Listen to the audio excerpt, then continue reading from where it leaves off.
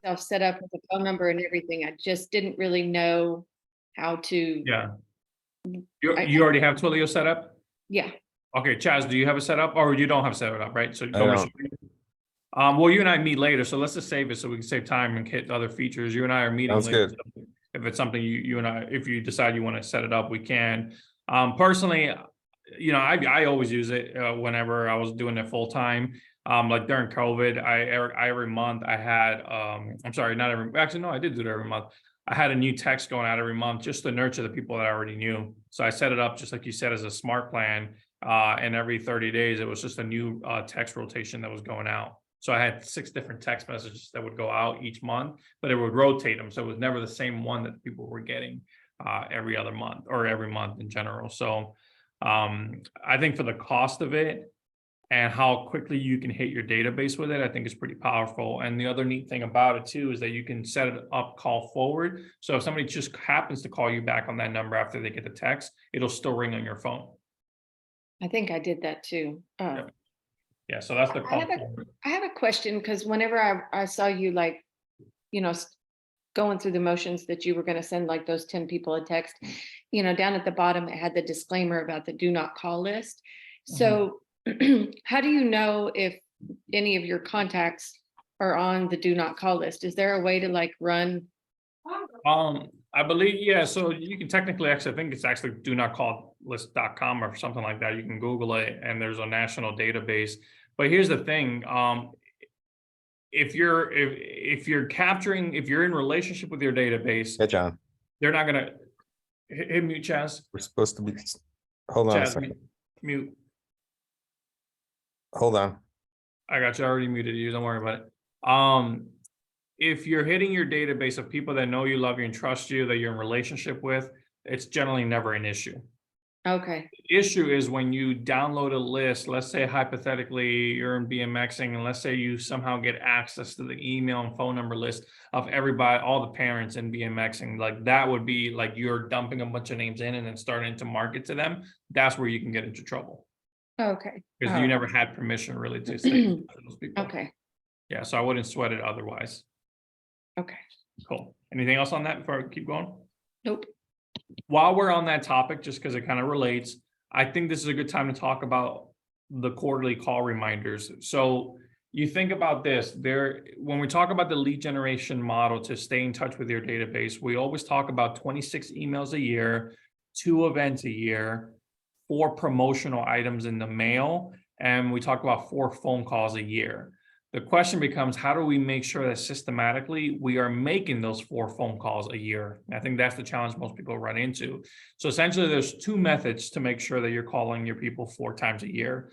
One of them is called the DT, so Delta Tango, D2 model. So Delta Tango, Delta 2. That model, essentially what it does is it breaks down the alphabets from A to Z into pairs of 2s. So like the first pair is A and W and so forth. It starts to pair the letters. I think it basically starts, I forgot how it's set up, but it's designed in a way so that statistically you're hitting the same equal amount of people throughout the year, throughout the quarter. And essentially that's how I have mine set up. So I have all my people that are my sphere of influence. So like Aaron, he would fall into my sphere of influence. That's why I call him Mets. Notice how he has the letter H and V. So I have those and I've been doing. Perfect. So like if it was A and W, then I would just focus on my A and W's for the week. Where So did you just go to get that tags? filters. So I went to filters, and then under filters, you have all this here to select from. So the filter I pick is under tags. I click tags, and then I click the filter that I want to look at, or the tag that I want to look at. So I want to look at all the A's and W's, and I hit apply. Now it's only going to show me everyone that's tagged A and W. Okay. So that's one method. Personally, I love this method. However, there are other options if you want to go another route and you don't want to spend the time to tag everybody. So here's what the other option would look like. Now, like this is a big database of 3420. I wouldn't necessarily want everybody to get called quarterly. So I could hypothetically just narrow my database down to the people that are my sphere of influence. And those are called Mets for me. That's how I have them tagged. So I'm going to go to my Mets, which now is a more manageable list of 393 people. And maybe what I like to do is set it up in increments of 25, let's say. Now, instead of me doing DTD2, I can create I can put them on a smart plan. So I can actually hit select all. And I don't know if I have my smart plan activated. If not, I'll show you how to activate it. And I can hit bulk action. And I'm going to put them on a smart plan.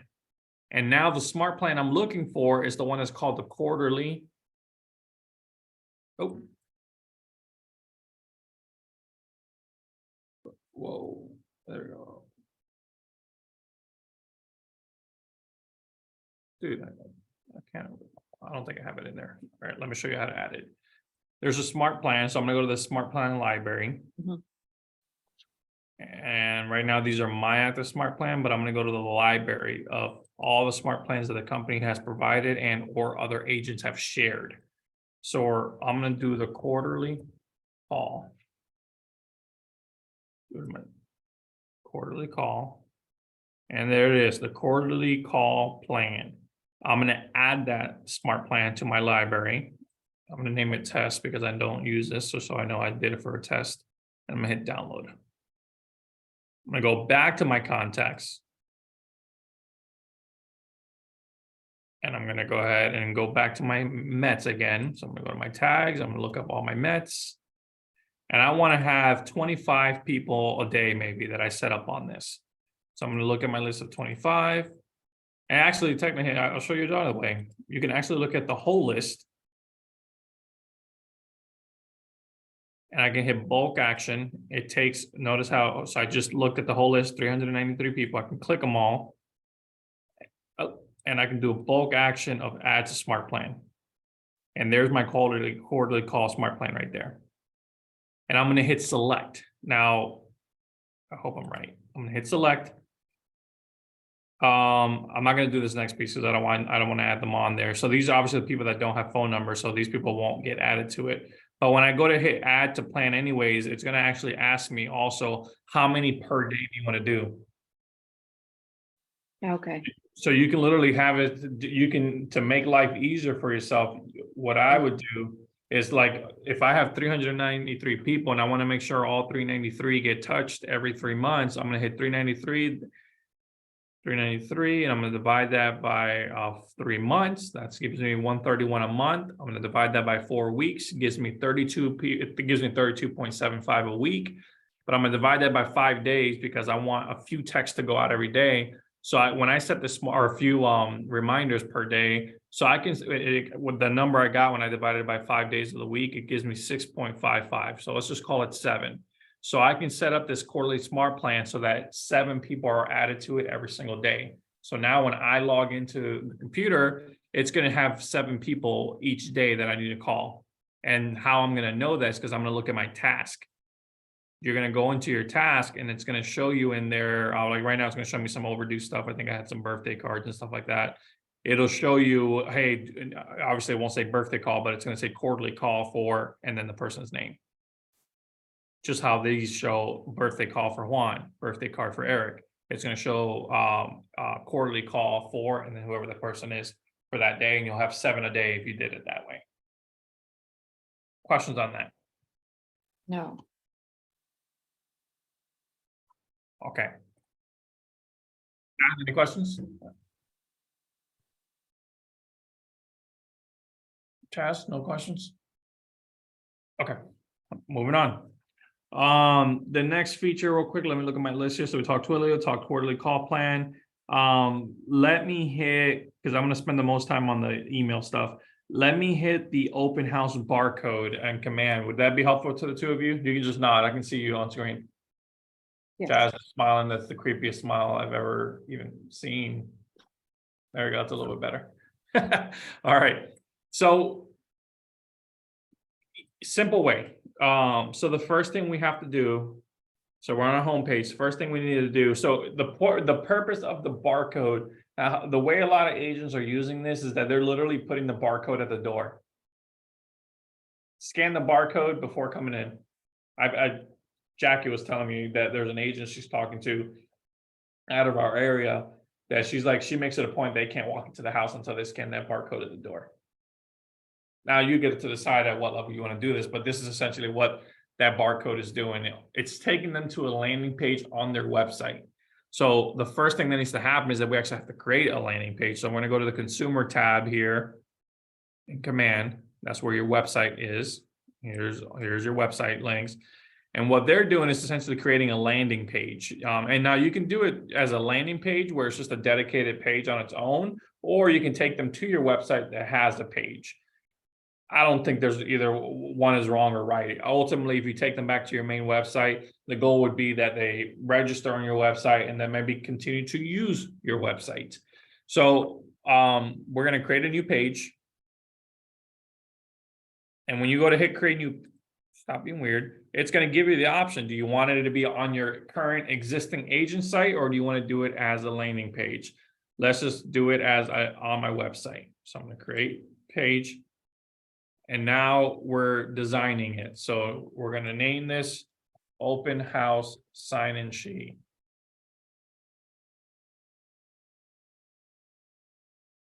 All right, now we got to design what this is going to look like. So we want to just keep this real simple. It's a sign-in sheet, right? We don't need a ton of information, just their information.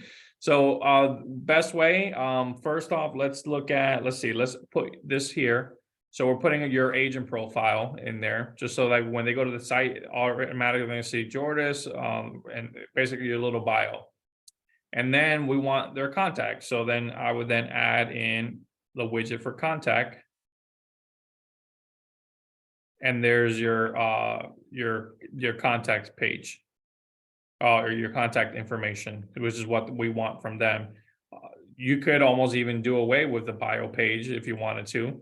I can delete this and literally just have the contact form, which we're going to edit it just a little bit here. But the point is, I mean, this is us, and then you can toggle over here to see how it's going to look on either a phone, a tablet, or a computer. One other thing, and actually, I'm gonna test two different things here to kind of help here. But so let's pretend that we're just going to do this here. I want to configure that. I can hit configure widgets.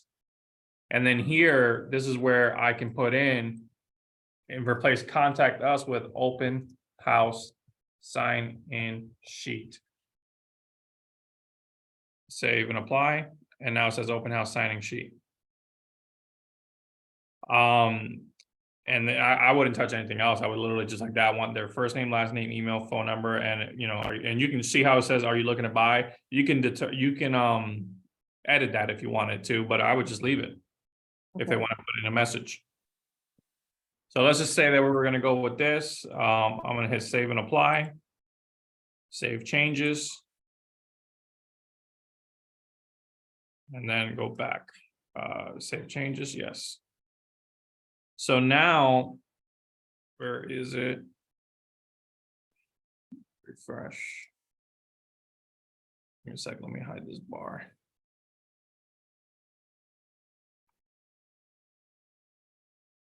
Where is my sheet? Did not save? Oh, it's right here. So I just didn't rename it. So edit, let me make sure it's the right one. Yep. No, it's not it. Did I lose it? I think I lost it. Let me do it again. Got it. Yeah, let me do it again. I think I must have lost it. Create a new page. On my website, create page.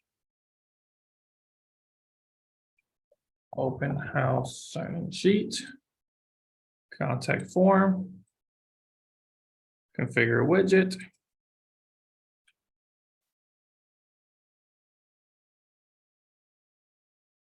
Open house sign-in sheet. Save and apply. Save and apply. Save changes.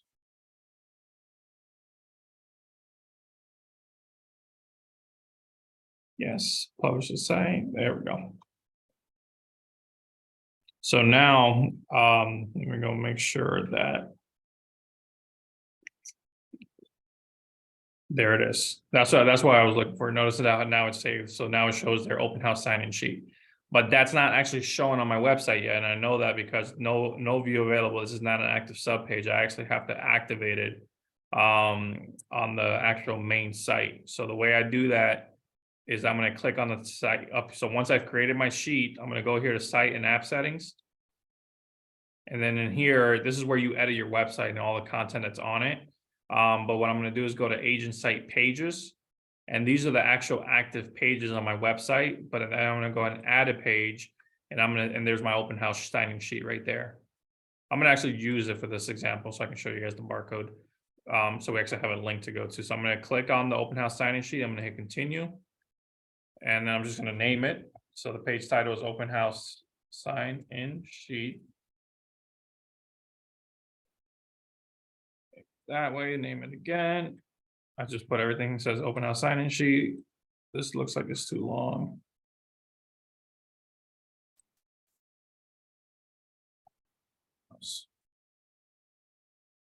Save. So I'm just naming the sheet open house sign-in sheet. The URL subname is my website / open house. And then the description of what's on the page is the open house sign-in sheet. Hit save. And now when I go back to my agent site, so I'm clicking here top left agent site, notice how now it shows in a different color. This is how it looks when it's not available. It's like a light gray and then like a light, what is that, bluish color when it's active. And I can verify it's active by going to my website. So I can click here.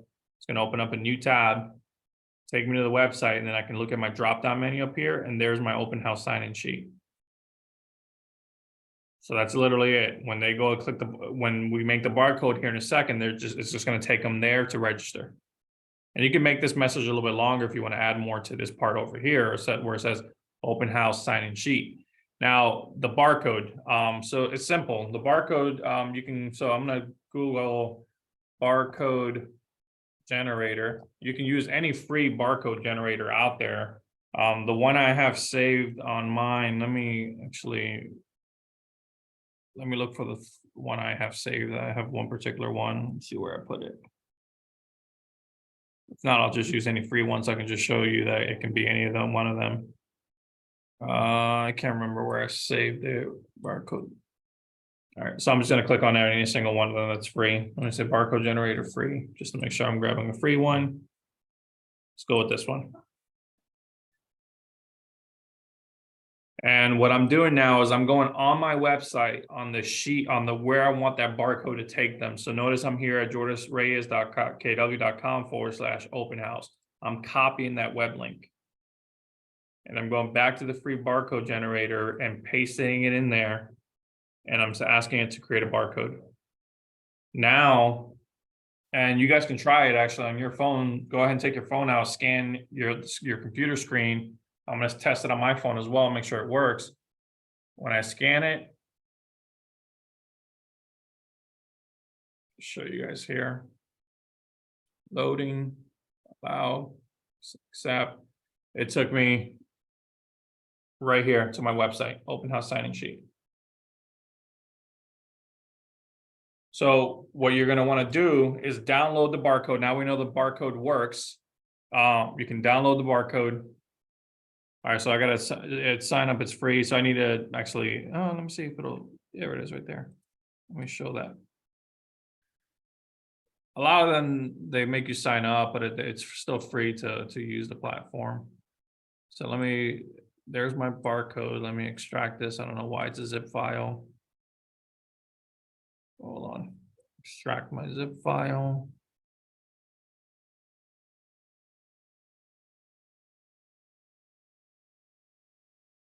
All right, there's my picture. There's my barcode. Let me open it up, make sure it actually opens up. And there's my barcode as a picture downloaded on my computer. So now that we know we have it on the computer, what do you think we need to do next?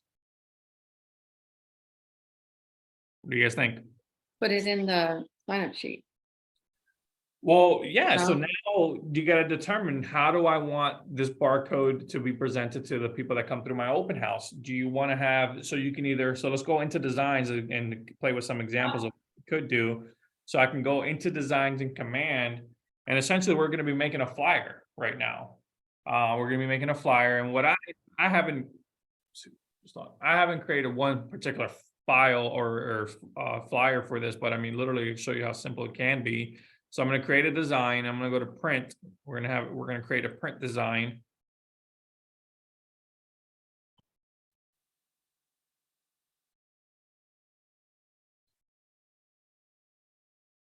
Just load.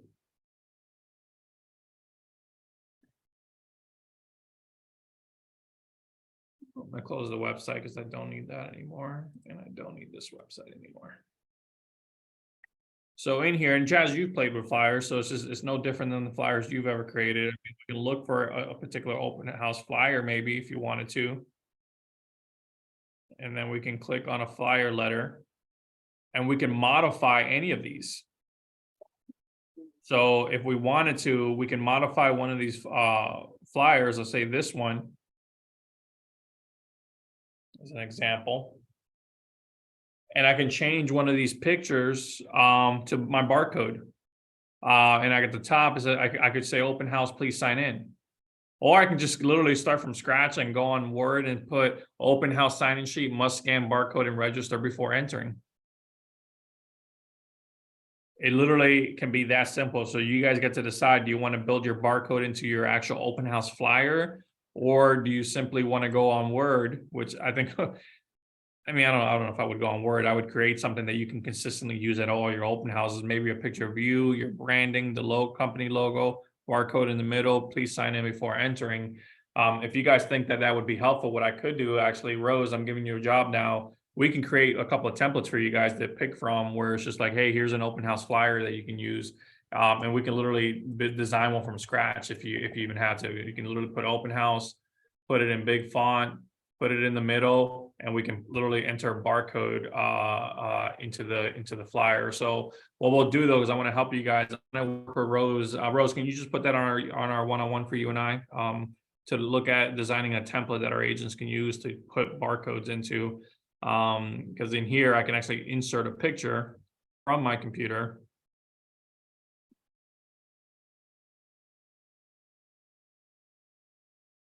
This would probably look a little too cheesy though. If you just did a Word document like that, I probably want to dress it up if I were you guys. There's my QR code. And there you go. So you can open the house. Want to scan to come in.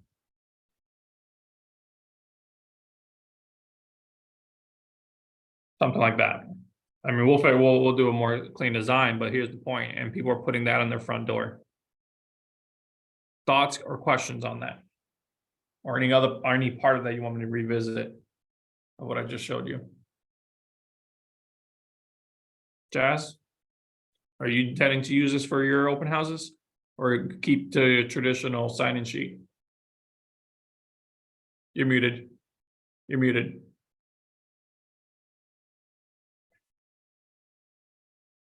You're muted, so I didn't hear anything, but. I'm sorry, I had to step away. My son was tormenting my daughter, so. Chaz, what did you say?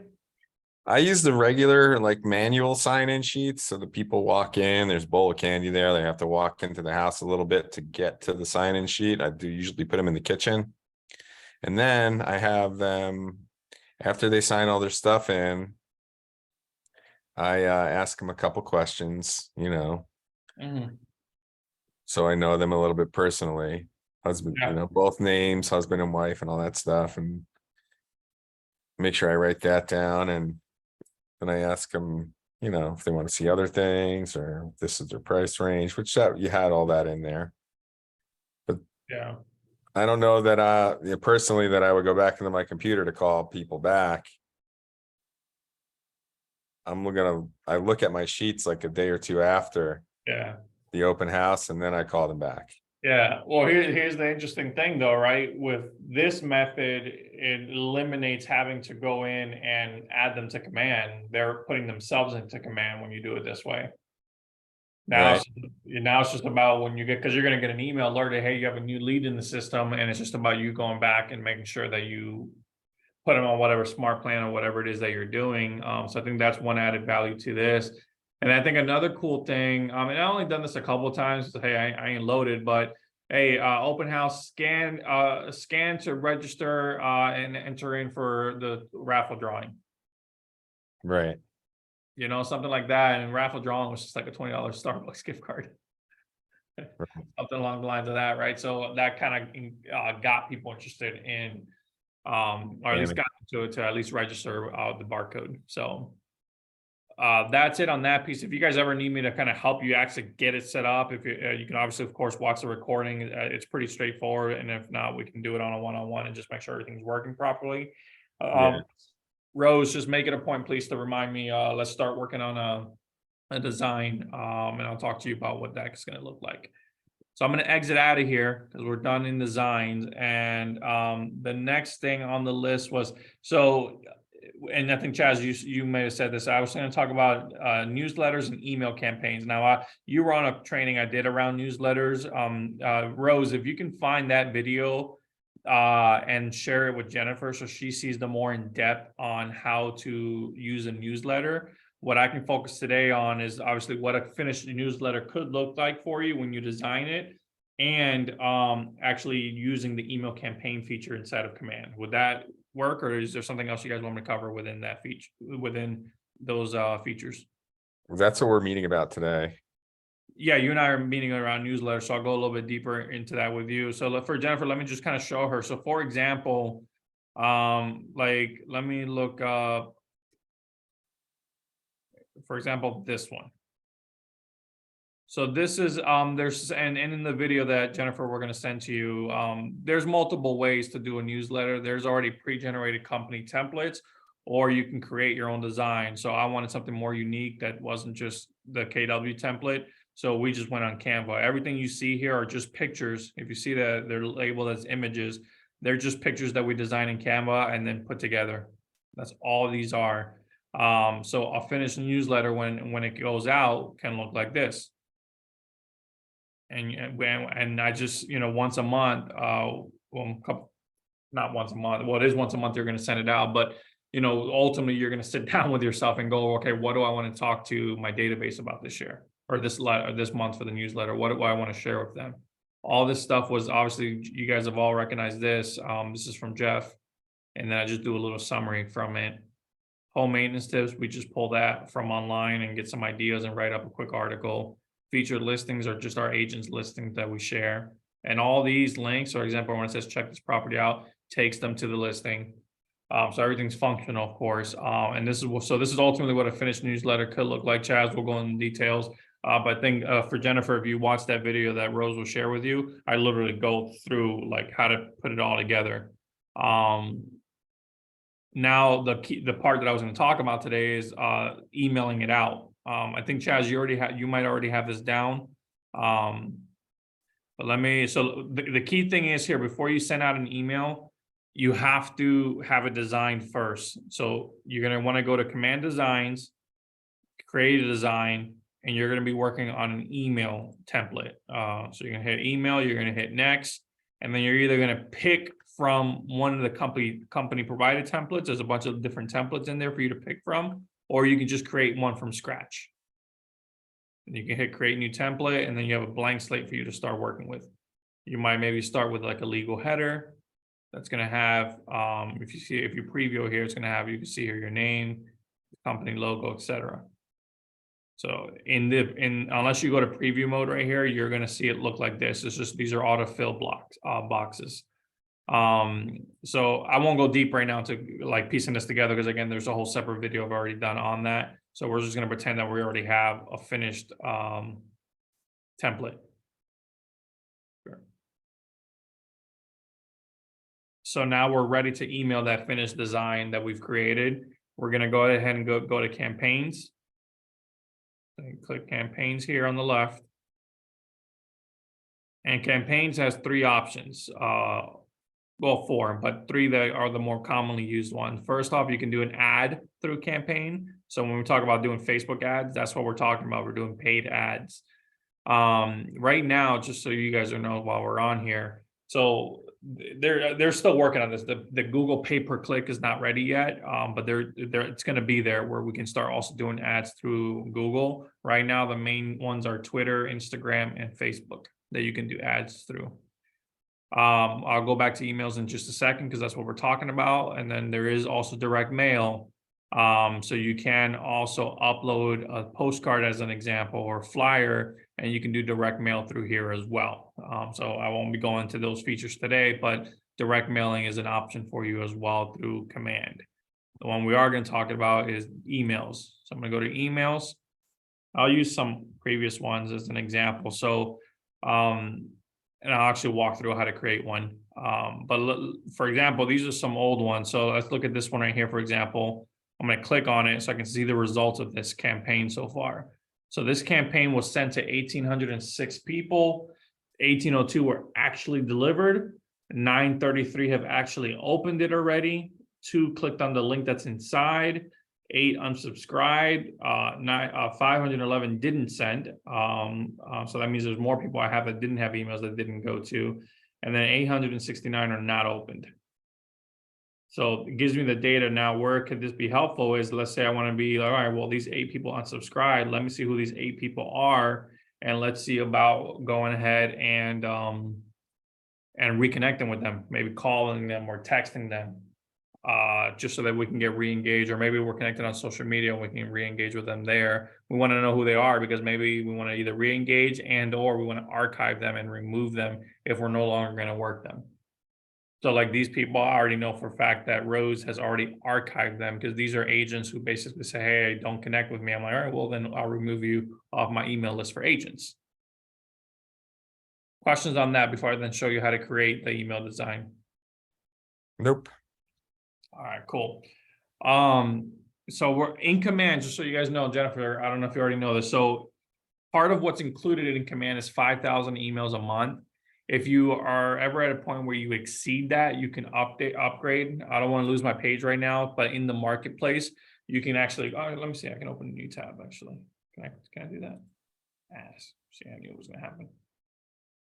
I don't want to get off this page right now, but you can go into the marketplace and upgrade your command account. I want to say it's either like $10 for the next package of 10,000 emails.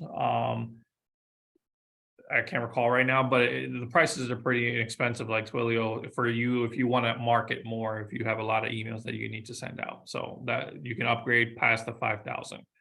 So let's say we've already created our June newsletter for the month. We're going to go ahead and hit create campaign. And obviously we know now that you can either do an ad campaign, a direct mail campaign, or email campaign, or you can actually set up a post on social media for your business page. We're going to go ahead and create an email campaign and we're going to name it. For right now, we're just going to name it test. And then what is your goal of the campaign? Well, in most cases it's brand awareness. So I'm going to hit brand awareness. And then where are you running your campaign? MailChimp or a command? Well, I'm going to run it in command because all my contacts are in command. So I'm default, I'm gonna click command. I'm going to hit create campaign. So I already have the name of the campaign, test, and what the goal is. If I want to change it, I can change it.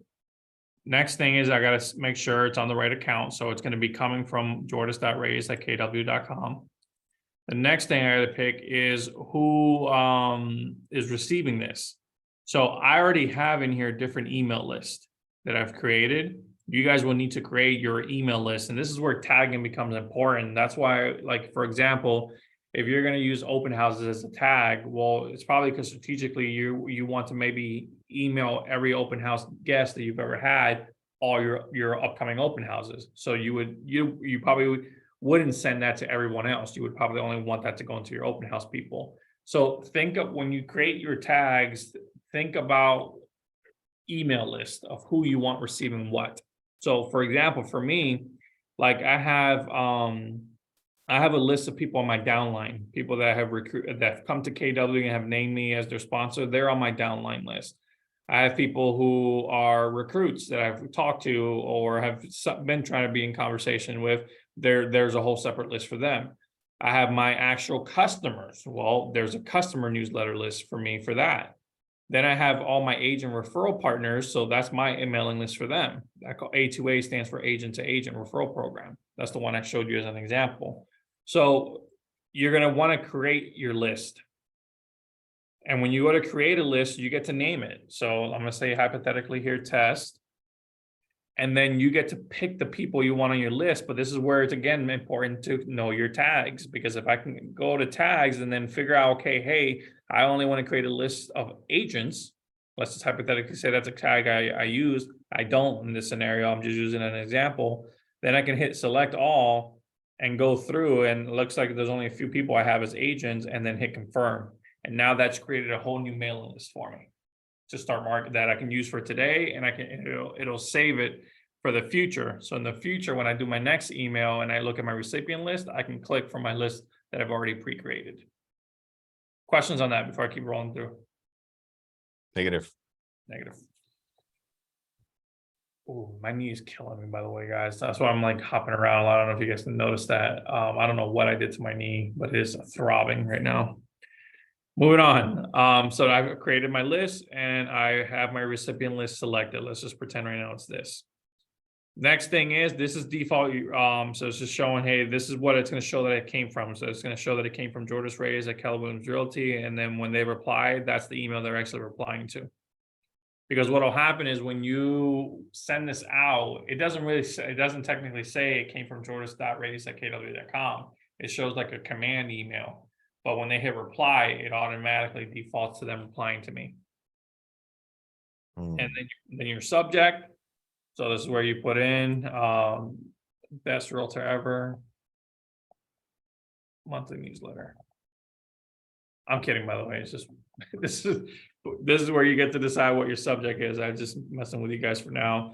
And then the last piece is the content. Well, what are we sending out? And this is why, again, you have to have a design in advance. So I'm going to hit select the design, and it's going to show me my list of designs I've already done. So I'm going to hit select design, and there they are.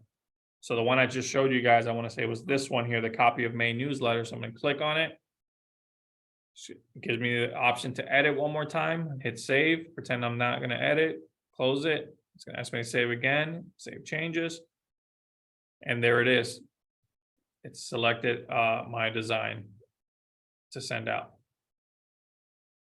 And then the last thing I would do is boom, hit send. You can also schedule it. So maybe you're designing it this week and prepping it, but you want it to go out on a certain date, then you can schedule it to go out on a certain date as well. If not, if you're ready to go, you hit send and it is gone and out to your people. And then you can start. I'm going to go back and I don't want to save this. Are you sure you want to leave this page? Yes. And then once you've sent it out, then you'll start to see it here as mailed, and you'll start seeing the data report. I'm not sure how often it actually updates, but I mean, you can imagine in the first couple of days, it's going to change as people open it. And then you'll see your results there. So questions? How'd you get so many people in your downline? For my down, well, that's not, the downline is a shorter list. I have 12 people in my downline. Okay. My recruits are people that are agents around the state of Florida that I talk to. They're not all necessarily already with KW. A lot of them are in conversations with me and the team leader in their local market. So like an example today, I had a lady that I talked to in Claremont, so like around the Orlando area. She used to be a lender, yada, yada, and is getting into the industry now. So she is meeting with the Claremont team leader. So she's in the recruit newsletter. Got it. Sorry to get off topic. No, it's a good question. Good question. Yeah, I don't really tell agents to start focusing on this type of stuff right now. I mean, honestly, build your business up is your main important thing right now. It took me 7 years before I even considered wanting to build my downline. And I think it became more obvious I wanted to do it once I saw the value of KW. I think the first couple of years I was just kind of plugged in on me selling and figuring it out. But now that I know what all our tools are and what we can do, now I'm a lot more comfortable talking to somebody about KW and how it can help them. The tools are here. Now it's up to the agent to leverage them. So, Okay. Off topic, but any other questions about this part? Not currently. Do we see how we can use it? Yes. Jennifer, how are you intending on using this? Well, once Rose sends me the video that you were talking about, I'm going to go in and start setting myself up. And I want to watch the video again because I did my open house sign-in sheet, but I kind of got I created it, and I'm not positive if I published it or not. I kind of got, because I was trying to follow along with you at the same time. And so I kind of got a little bit lost, but I'm definitely going to go in and finish setting that up. And hopefully if Rose gets a template, then I can get one of those ready for open houses too. Yep. Cool. Mhm. Anything else that so I got about 10 minutes. Is there any other feature within Command that you guys want me to hit on for those 10 minutes? I have a question. Do you ever go in here and create yourself content to post on social media? Because like, for example, today I did that. I went in and created, because today is the summer solstice. So I went in and created like a sun and said summer solstice. And then I ended up publishing it to my business page, but my business page really doesn't get any activity. So I ended up basically like saving the image and then posting it again on my. Yeah. But I mean, I don't even know how effective those posts would really be, but do you ever do that? You want to go ahead and answer? Shirtless Jim. he's making you earn it, girl. I call my son when he walks around the house with no shirt. Oh my God, he's no shirt. He's got his hat on backwards. He came in here and just showed me a bloody toe.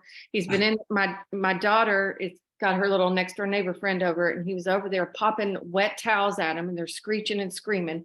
He's just awful. My Stop. toe slid and hit something and now it's bleeding and it hurts. Well, get a Band-Aid. Whoa. So first thing, the Facebook, the social post where I'm at right now, that is for your business page. That's what it's intended for. So that works fine. So I'm glad it posted it. So here's the other part to your comment. Yeah, you want to probably post on your business page and your personal page. Your goal is to get traction on your business page, because that's like your retail store. When people find out, oh, who's this Jennifer chick? Do I want to even use her? They're going to Google you, and that's just one other page that's going to show up. If there's nothing on it and it looks like you're not even active, then maybe they're not interested in working with you. So you want to have some content on both your personal page and your business page. But what you want to make sure about your personal page is that the personal content outweighs the business. I wouldn't make your personal page all about business posts. People don't engage with that as much.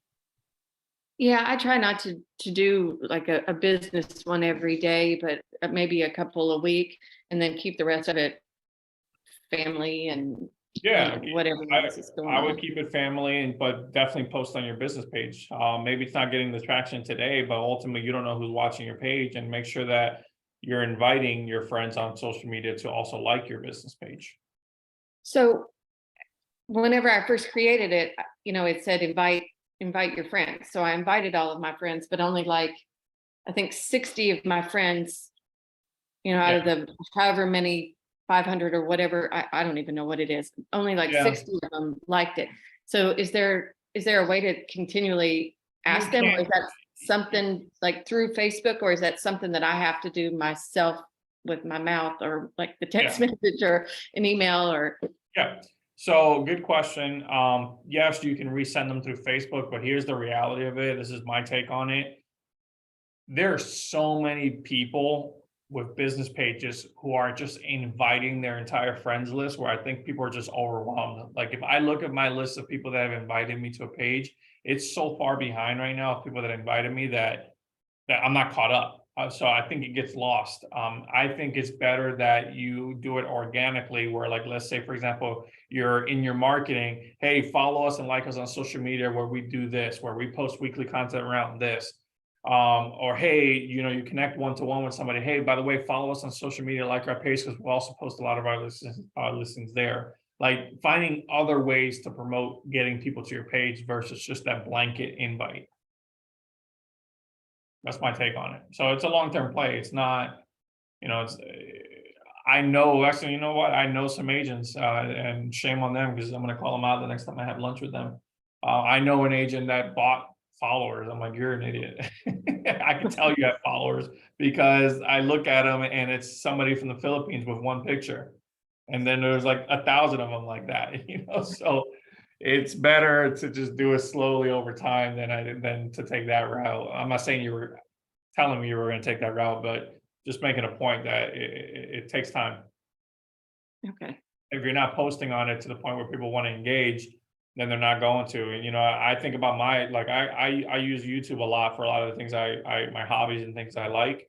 And I'll tell you, when I see somebody who's speaking stuff I like, I'm like, oh man, I want to hear more from this person. Boom, I'm subscribing and liking their page right away. That way it shows up on my feed. So the question to really ask ourselves is, what am I posting that's going to get somebody to say, oh, I like this content. I want to see more. okay. Well, good questions. Anything else? Mm, Any other questions? I have nothing. All yeah, right, Chaz. Well, if you want to come in early, I'll be here in the front office. So coming in whenever you're ready. I'll be there as soon as I can, probably 15 to 20 minutes. I have the one thing I want to do first. All right, sir. I'll see you in a little bit then. And Thank you. I'll see you tomorrow. I plan to come to the office around 10:30 or 11 tomorrow. Okay. Yep, I'll be there. Okay, I'll see you then. Have a good one. thanks. Yeah. Bye, guys. Bye.